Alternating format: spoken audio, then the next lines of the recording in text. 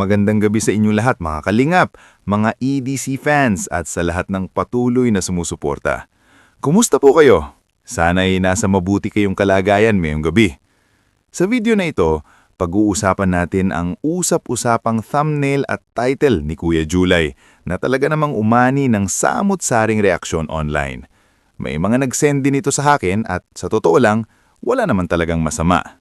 Maganda ang pagkakagawa ng thumbnail at very eye-catching. Pero aaminin natin, yung title medyo nakakaintriga talaga. Tipong mapapaisip ka, mapapahinto ka at mapapatanong ka ng sino kaya ito? At ayan na nga, lalo na ang mga EDC fans, talagang nagsimula na namang mag-overthink. Yung iba sobrang nag-aalala, yung iba naman naiiyak na. May ilan pang stress na dahil sa mga haka-haka at sariling interpretasyon. Kaya ang una at pinakamahalagang mensahe ko sa inyo, kalma lang po tayo.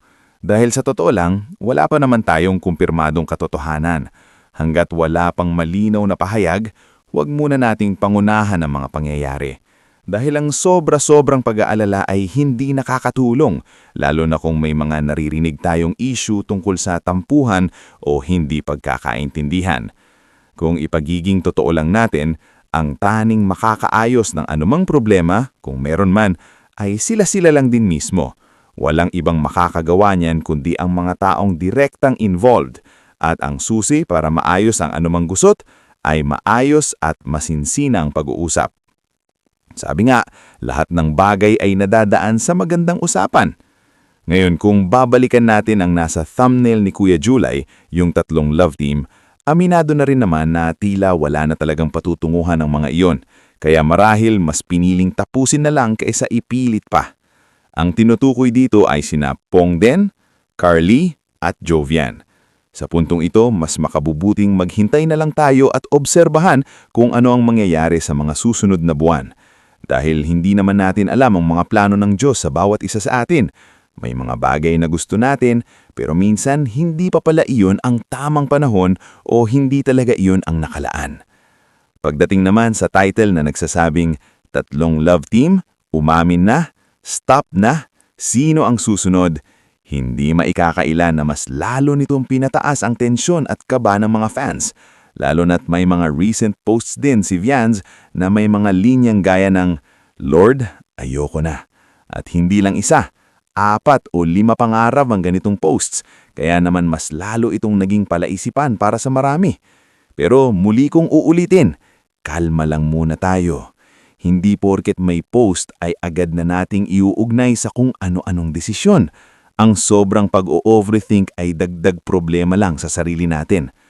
Kung may susunod mang love team na magpapaalam, maaring ito ay bahagi ng mas malaking plano ni Kalinga Prap. Baka ito ay hakbang para sa mas malawak at mas organisadong direksyon ng channel sa taong 2026. O baka naman talagang kailangan ng itigil dahil wala nang patutunguhan. Alinman si Kalinga Prap lang talaga ang nakakaalam ng buong dahilan. Sa ngayon, 4 na lang ang natitirang love teams, sina Franjoy, Chris, Edzy, at Jomcar. Sino kaya ang susunod? Hindi natin alam at sa totoo lang, mas mabuting hintayin na lang natin ang opisyal na announcement kaysa makisabay sa chismis at haka-haka. Kung ano man ang mangyari, siguradong may masasaktan. Hindi yun maiiwasan, pero bahagi iyon ng realidad. Ang mahalaga ay maging bukas ang isip natin at tanggapin kung anuman ang magiging desisyon dahil posibleng ito ang mas tamang gawin para sa lahat. Sa huli, tayo bilang fans ay sasabay lang sa agos. Si Kalinga Prap ang driver ng kwento. Tayo ay mga pasahero lamang. Ang mahalaga, manatili tayong kalmado, may respeto, at patuloy na magbigay ng suporta. Life must go on. Tuloy ang buhay. At kung may mga bagay man kailangang tapusin, minsan, iyon din ang simula ng mas maganda. Kaya sa ngayon, huminga muna tayo ng malalim. Breathe in, breathe out. Huwag masyadong magpadala sa emosyon at chismis.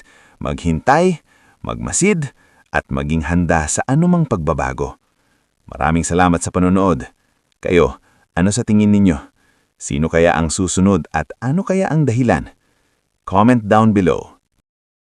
Aminado na rin naman na tila wala na talagang patutunguhan ng mga iyon, kaya marahil mas piniling tapusin na lang kaysa ipilit pa. Ang tinutukoy dito ay sina Pongden, Carly at Jovian. Sa puntong ito, mas makabubuting maghintay na lang tayo at obserbahan kung ano ang mangyayari sa mga susunod na buwan. Dahil hindi naman natin alam ang mga plano ng Diyos sa bawat isa sa atin.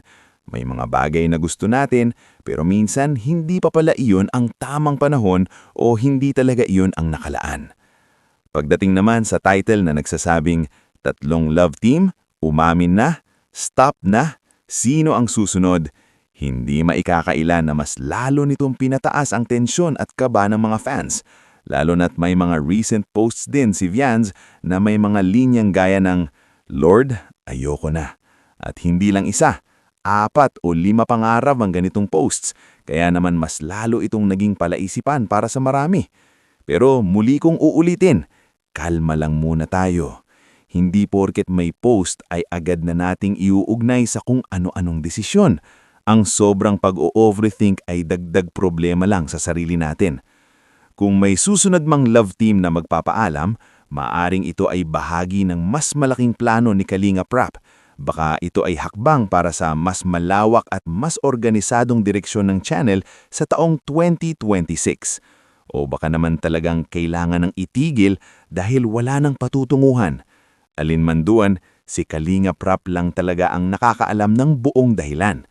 Sa ngayon, 4 na lang ang natitirang love teams, sina Franjoy, Chris, Edzy, at Jomcar. Sino kaya ang susunod? Hindi natin alam, at sa totoo lang, mas mabuting hintayin na lang natin ang opisyal na announcement kaysa makisabay sa chismis at haka-haka. Kung ano man ang mangyari, siguradong may masasaktan. Hindi yun maiiwasan, pero bahagi iyon ng realidad. Ang mahalaga ay maging bukas ang isip natin at tanggapin kung anuman ang magiging desisyon dahil posibleng ito ang mas tamang gawin para sa lahat. Sa huli, tayo bilang fans ay sasabay lang sa agos. Si Kalinga Prap ang driver ng kwento. Tayo ay mga pasahero lamang. Ang mahalaga, manatili tayong kalmado, may respeto at patuloy na magbigay ng suporta. Life must go on. Tuloy ang buhay. At kung may mga bagay man kailangang tapusin, minsan iyon din ang simula ng mas maganda. Kaya sa ngayon, huminga muna tayo ng malalim. Breathe in, breathe out. Huwag masyadong magpadala sa emosyon at chismis. Maghintay, magmasid, at maging handa sa anumang pagbabago. Maraming salamat sa panonood. Kayo, ano sa tingin ninyo? Sino kaya ang susunod at ano kaya ang dahilan? Comment down below.